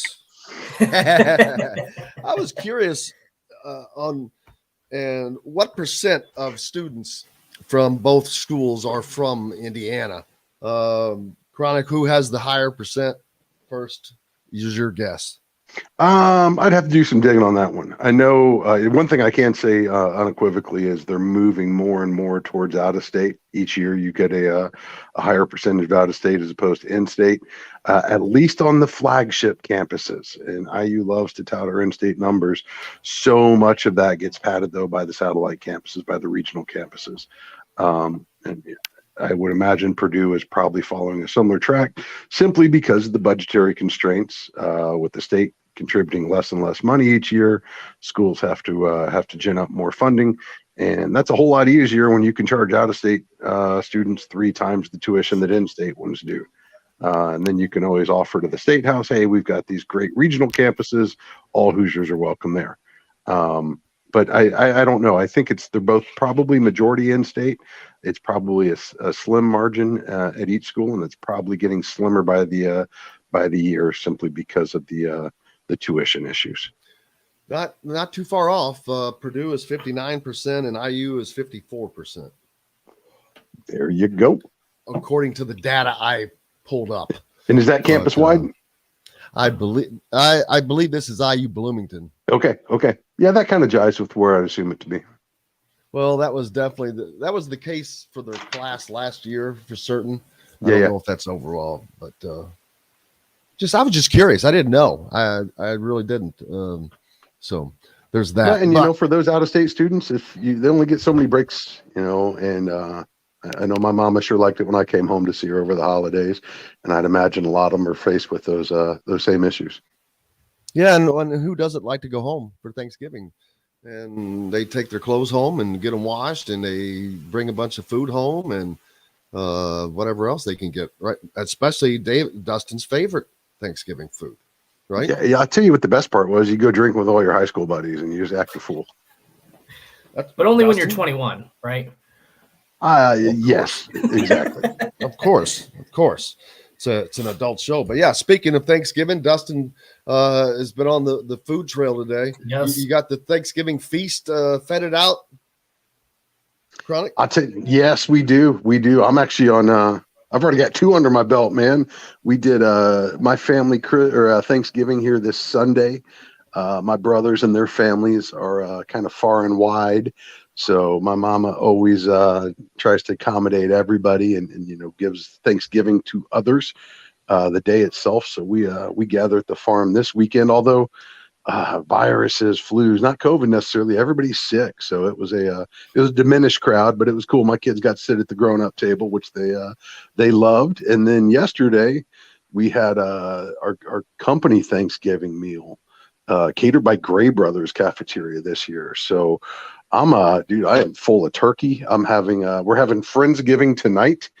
And I'm actually going a little bit squirrely on this one, doing a native Thanksgiving.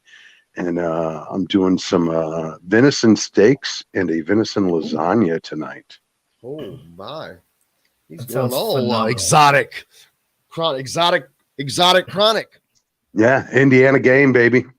And There Catch the you fever. go.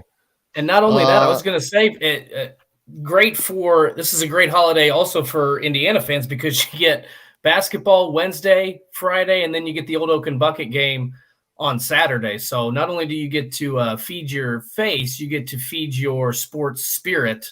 3 of the next, 5 days? Yeah, dude, you got NCAA Sweet 16 soccer with that. I love the time slot for this one. Sunday 6:30 under the lights at Armstrong. So hopefully we'll have a good student contingent back for that. I'd imagine most people will have descended back on campus by Sunday evening. So always one of the favorite times of year. Hoosiers getting rewarded for the 13th seed, with Marshall knocking off 4-seeded Virginia, which means they get to come on the road for a rematch of the 21 title game where Indiana fell. So would love to see a lot of Hoosiers in the stand over at Armstrong and cheer the boys on to a little bit of a revenge and a ticket to the Elite Eight. Yeah, I'm going to have to look up Marshall's roster because a couple of years ago, I was aggravated that I'm not a fan. I try to stay off the fan deal.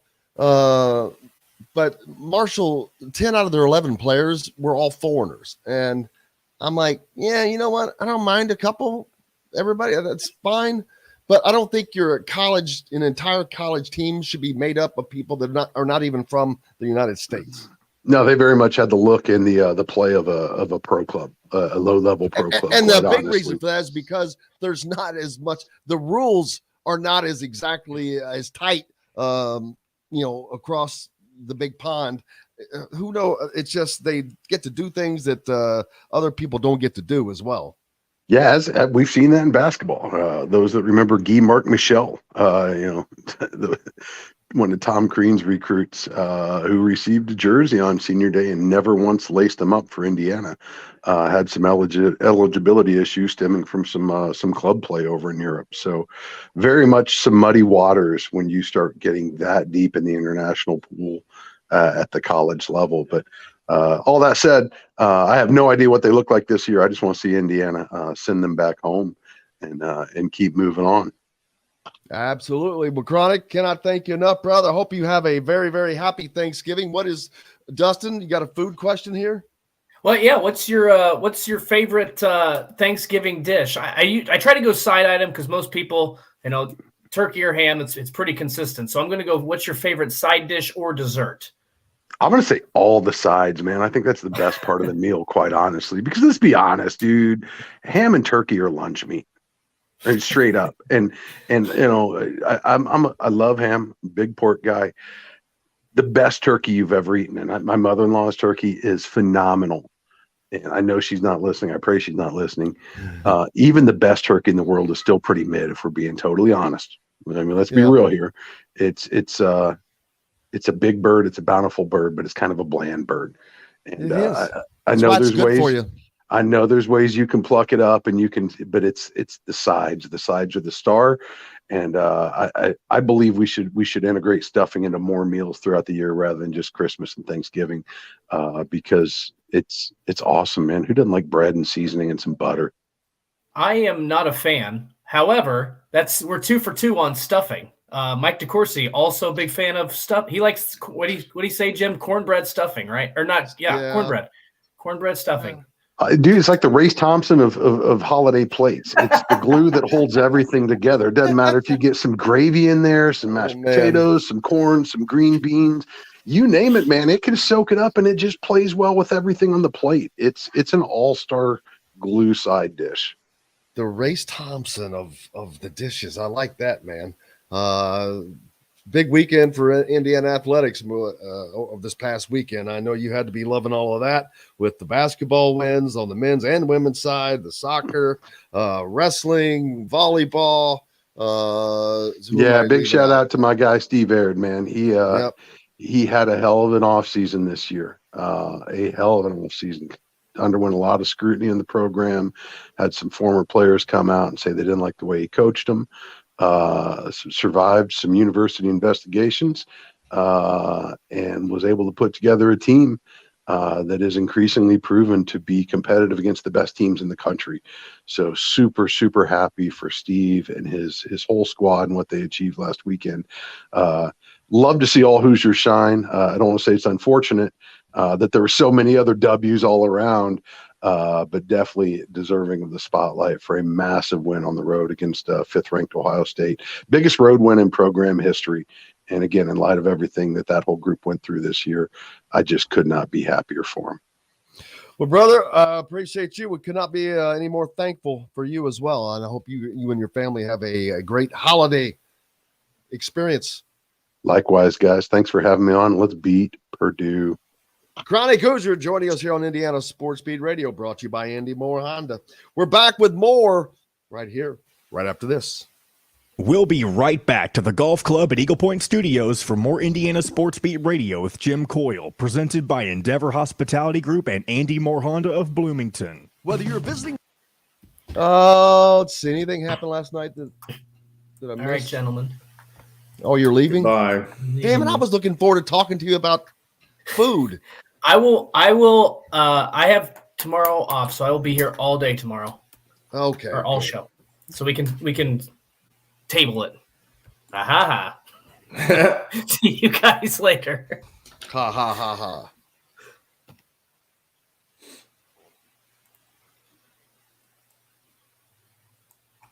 That was a good conversation with Dylan earlier. Oh yeah.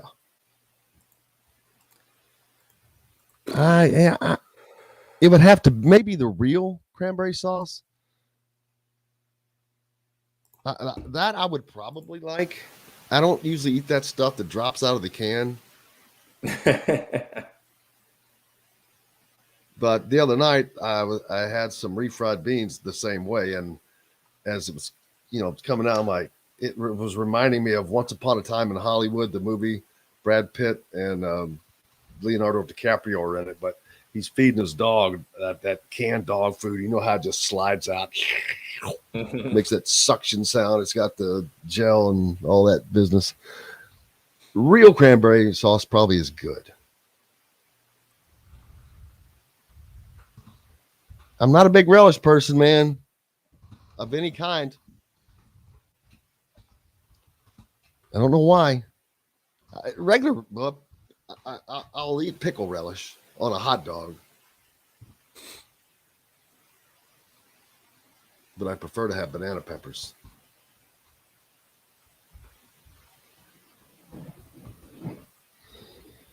I'm so hungry right now. I am going to have some BB's bacon. Yeah, baby.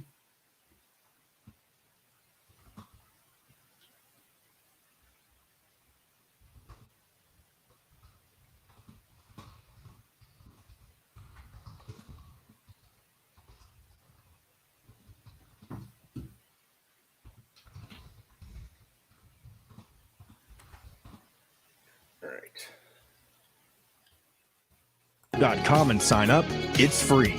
You can also find full episodes of Indiana Sports Beat Radio on the homepage or on the station every week, Monday through Friday.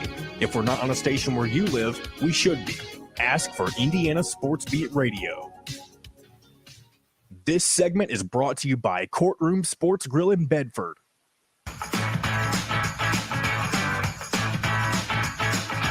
Now back to the Golf Club at Eagle Point Studios for more Indiana Sports Beat Radio with Jim Coyle, presented by Endeavor Hospitality Group and Andy Moore Honda of Bloomington. Welcome back. Jim Coyle with you. Dustin had to take off early, which is fine. He was making me hungry with all the food talk, man. But then again, there's Jonathan. Says, treat yourself to make real cranberry sauce. Says it's very easy. That does sound good. I'm just not a big fan of the fake stuff, or not. It's not necessarily fake, but you know what I mean. Jennifer says cranberry relish is where it's at. I'm not a relish fan, except for regular relish, pickle relish, put on hot dogs. Yeah, that I could handle. I'm getting ready. I like the big Thanksgiving meal. Mashed potatoes. See, Dustin didn't ask me. We'll talk about it tomorrow. But mashed potatoes, green bean casserole, good mashed potatoes, corn. I'm just the basics. And yeah, turkey's okay. The deep fried turkeys are really good. But I'm kind better of than a deep fried turkey, a smoked deep fried turkey. That does sound very good. That's what my family does on Thanksgiving. You smoke it first, I assume, and then drop Smoke it in the deep fry. Smoke it in deep fries, baby. You're not blowing things up over there, are you? No. You know those things, and you know how you've seen them, how they can blow up. Yeah, that seems to happen every year. You always see it on the news about people being irresponsible with their cooking equipment. Chris Lewis says sweet potato pie. Now that ain't wrong there. You can't go wrong there. I dated a girl once, and every year her family, this lady, her aunt, made this some kind of sweet potato thing, and oh my, it was so good. It was like candy. Whew. I know there's candy jams, but this was, oh man, it was so delicious. Ross is on the gravy, baby. The gravy train. Yeah, I'm white gravy. I prefer white gravy, but a lot of people like the dark gravy for Thanksgiving. At least for Thanksgiving, yeah. Yeah, I'm still. Yeah, I could go either way on that. Yeah, because it's pretty good usually because it's coming off the turkey. There you go. Candy jams. Yep. Got it all coming, baby. It's only 2 days away. I wish I could go travel, actually, to be honest with you. Gonna zip down to see Kylie.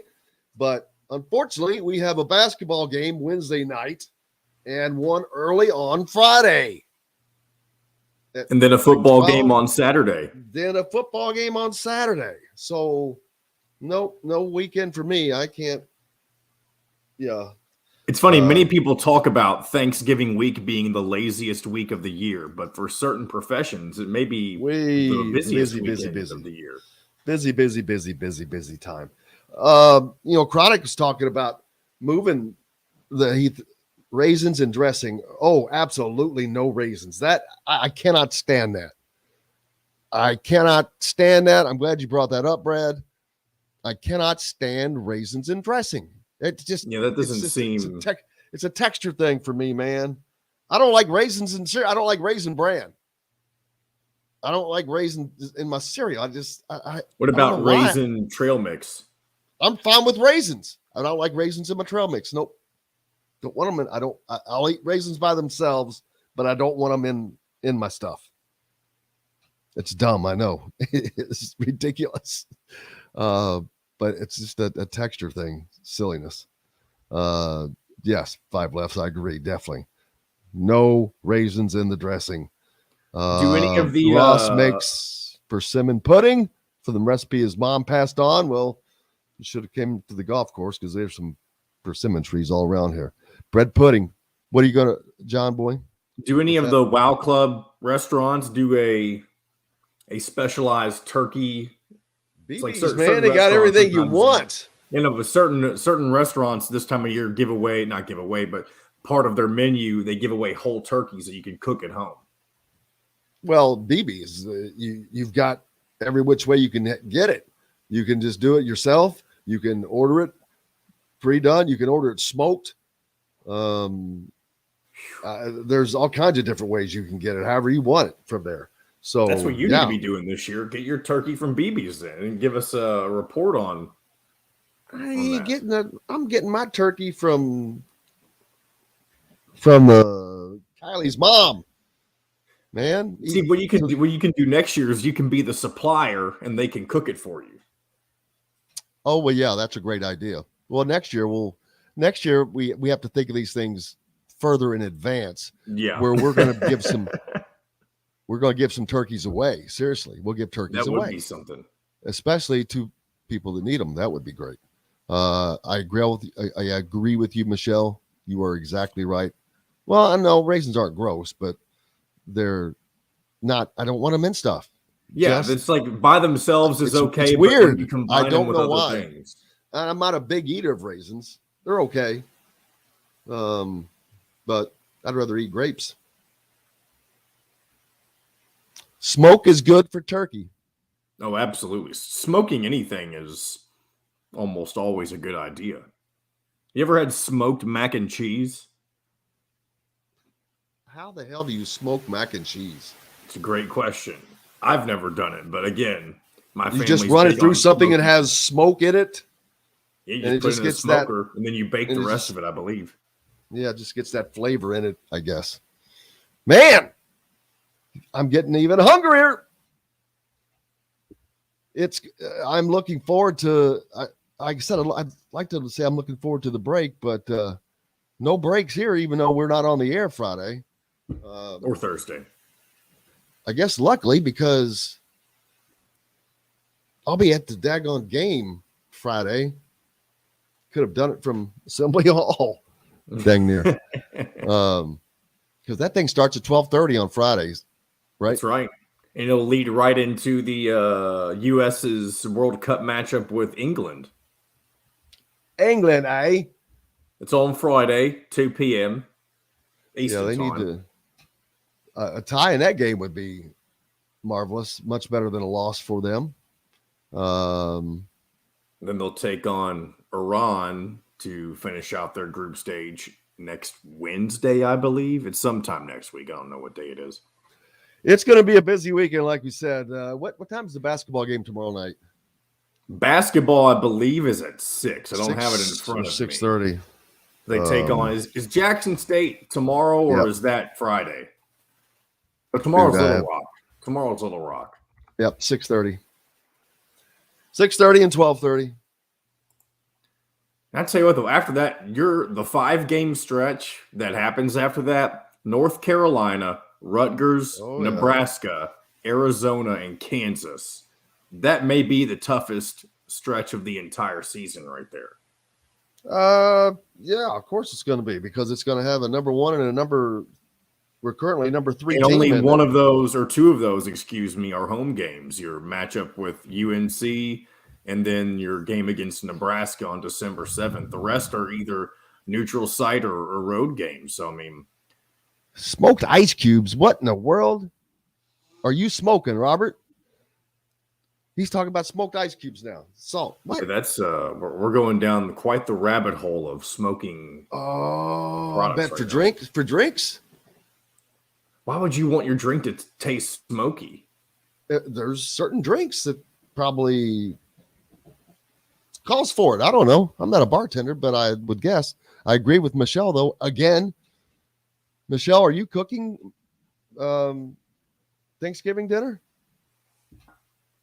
Or making? Not because you're a female, but probably because you're the best. You're responding and to the food. Who is cooking? Who's doing the cooking? My wife's doing the green beans for our family's Thanksgiving. I was asking everybody in general, who's doing the cooking? Who likes to cook? I cook enough for myself.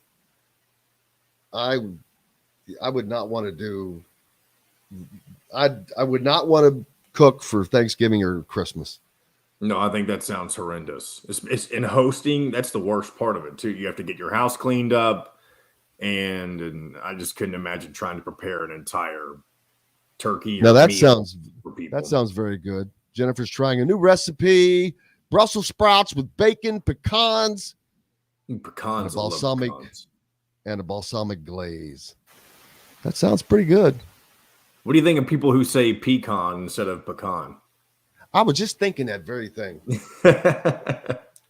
Is it pecans or pecans? I think it's probably pecans because the accent of most Americans differs from our English counterparts simply by where the accent is placed. The official pronunciation is pecan. We're trying to see where the regional variants come in, though. It comes into the accents. I guarantee you, I bet pecan is, or pecan, whatever you say, has to be a Southern thing because Southern people always pronounce things wrong. Yes, they do. They put the accent where they please. Yep. It's like down really, here or in Kentucky, it's any city with "ville" is "vol," whether it's Pikeville. That's just lazy English. It is. And Pikeville, Louisville, Danville, everyone says "vol." And then taking pride in lazy English because that is something that's been promoted for years and years. And there's also on making sure that you say it incorrectly. It's Louisville, not Louisville. Really? Well, that's like people who aren't originally from around the area, but then move here, and then they say they're from Louisville. People are like, no, you're not. You don't say it correctly, even though they are saying it correctly. I used to do it on purpose. Say Louisville or Louisville? Louisville. I would say I'd give it like kind of a half hybrid. Louisville. I'd say Ville, not Vol. That drives me nuts. Vol. You know what's funny? I also used to think that Carmel, Indiana was pronounced Carmel. Is that a fairly common misconception? From people that aren't from around, yes. Yeah, absolutely. Why would it not be? I mean, because one has gotten notoriety and, well, they both have, I guess. Carmel, California, Carmel by the Bay used to have Clint Eastwood as the mayor, and Carmel, Indiana has the most roundabouts in the United States. That is an interesting fun fact right there. Yeah. So there's that. Michelle's mom's doing the cooking. Let's see. Pete, are you doing any pecans? Depends on where you. Yep. Pete, Five Lefts is doing collard and mustard greens, he says, with smoked turkey tails. I had collard greens last night at Southern Stone. They were so good. He cooks the collard and mustard greens with smoky Turk's tails. Smoked turkey tails.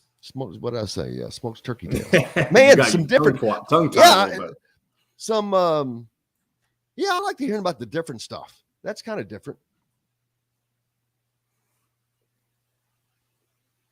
Michelle's bringing apps. Well, you bringing apps on your phone? Kidding. What is a good Thanksgiving appetizer? I don't really know in the top of your head what's considered an appetizer. I guess like crackers. Crackers? I mean, what do people bring for appetizers or make for appetizers? Cheese, some kind of dip. Crackers and cheese, maybe, or and like some pepperoni or whatever, like little meat you want to put out. What do you call that? Come on, charcuterie board. Yes. Why is it? That's a stupid name. First of all, why is it not just called a cheese plate? Everybody knows what the hell a cheese plate is. Cheese ball with crackers. There you go. Now, see, that's another thing. If that damn cheese ball was so damn good, you'd see them all year long. I don't fall for the cheese ball. If the cheese ball was good, you'd be eating those all the time. They're not good. They can't be good. If they were good, you'd eat them all the time. The food that I like the most. Cheese ball. Ross says cheese ball. Hey, they're on board with the cheese ball. That's just what somebody brings, but nobody eats them. Does anybody really eat the cheese ball? And if so, why don't you eat them more frequently than twice a year? Here's another unique one before we wrap up from Five Lefts. Bacon wrapped chicken livers. Oh, God. You had me at bacon wrapped and lost me at livers. or bacon wrap. You had me at bacon chicken wrapped and lost me at livers. Yeah, I've had livers and or gizzards once. They're not my thing. What's a butter board? I think it's in place of a charcuterie board. Does it have butter on it? 1 minute. Does it have butter on it instead of charcuterie? I'm kidding. What does charcuterie mean? I'll have to look that up. Shrimp app sounds good. I said two. All right, we got to wrap it up. We've got lots more tomorrow. Looking forward to it. The last day before the holiday. So make sure you tune in and looking forward to that. Go out and have yourselves a great, great day. Appreciate Dustin Schutte as always. Dylan Powell, former football player from Indiana, joining us as well. Mike DeCourcy, Chronic Hoosier. John, the producer. Most importantly, thanks to you guys. Without you, we have no reason to be here. We'll be back tomorrow to talk about it all again. Cannot wait. Hope you guys have a great one. Until then, I'm Jim Coyle. I will see you on the radio. Thanks for listening to Indiana Sports Beat Radio. Be sure to subscribe to our YouTube page for more clips and team coverage of Indiana basketball, football, and more. You can also find full episodes and tons of other content on thehoosier.com. We'll see you next time for another edition of Indiana Sports Beat Radio.